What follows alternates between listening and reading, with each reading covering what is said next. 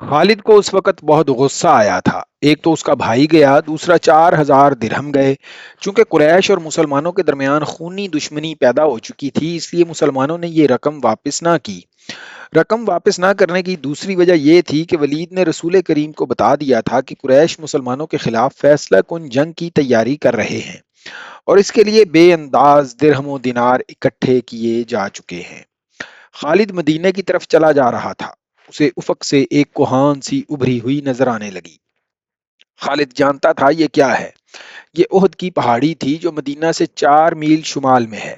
اس وقت خالد ریت کی بڑی لمبی اور کچھ اونچی ٹیکری پر چلا جا رہا تھا۔ احد، احد! خالد کے ہونٹوں سے سرگوشی نکلی اور اسے اپنی للکار سنائی دینے لگی، میں ابو سلیمان ہوں، میں ابو سلیمان ہوں۔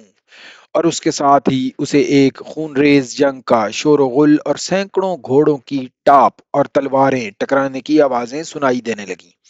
خالد یہ جنگ لڑنے کے لیے بےتاب تھا۔ اس نے یہ جنگ لڑی۔ خالد کا ذہن پیچھے ہی ہٹتا چلا گیا۔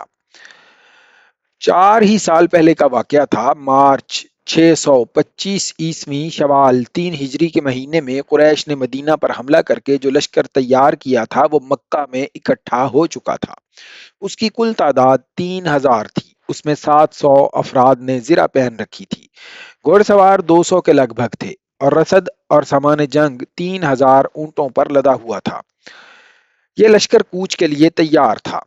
خالد کو ایک روز پہلے کی بات کی طرح یاد تھا کہ اس لشکر کو دیکھ کر وہ کس قدر خوش ہوا تھا۔ انتقام کی آگ بجھانے کا وقت آ گیا تھا۔ اس لشکر کا سالار اعلیٰ ابو سفیان تھا، اور خالد اس لشکر کے ایک حصے کا کمانڈر تھا۔ اس کی بہن بھی اس لشکر کے ساتھ جا رہی تھی۔ اس کے علاوہ 14 عورتیں اس لشکر کے ساتھ جانے کے لیے تیار تھیں۔ ان میں ابو سفیان کی بیوی ہندا بھی تھی۔ عمر بن عاص کی اور ابو جہل کے بیٹے اکرمہ کی بیویاں بھی شامل تھیں۔ باقی سب گانے بجانے والیاں تھیں۔ سب کی آواز میں سوز تھا، اور ان کے ساز دف اور ڈھولک تھے۔ ان عورتوں کا جنگ میں یہ کام تھا کہ جوشیلے اور جذباتی گیت گا کر سپاہیوں کا حوصلہ بلند رکھیں، اور ان کی یاد تازہ کرتی رہیں جو جنگ بدر میں مارے گئے تھے۔ خالد کو افریقہ کا ایک حبشی یاد آیا جس کا نام وحشی بن حرب تھا۔ وہ قریش کے ایک سردار جبیر بن مطعم کا غلام تھا۔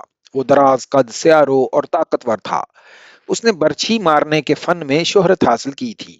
اس کے پاس افریقہ کی بنی ہوئی برچھی تھی۔ اس کا افریقی نام کچھ اور تھا۔ اسے عربی نام جبیر نے اس کی جنگی کمالات دیکھ کر دیا تھا۔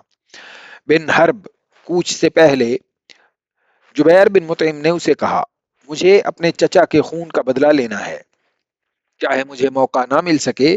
میرے چچا کو بدر کی لڑائی میں محمد کے چچا حمزہ نے قتل کیا تھا۔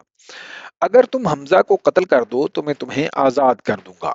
حمزہ میری ہی برچھی سے قتل ہوگا آقا، وحشی بن حرب نے کہا۔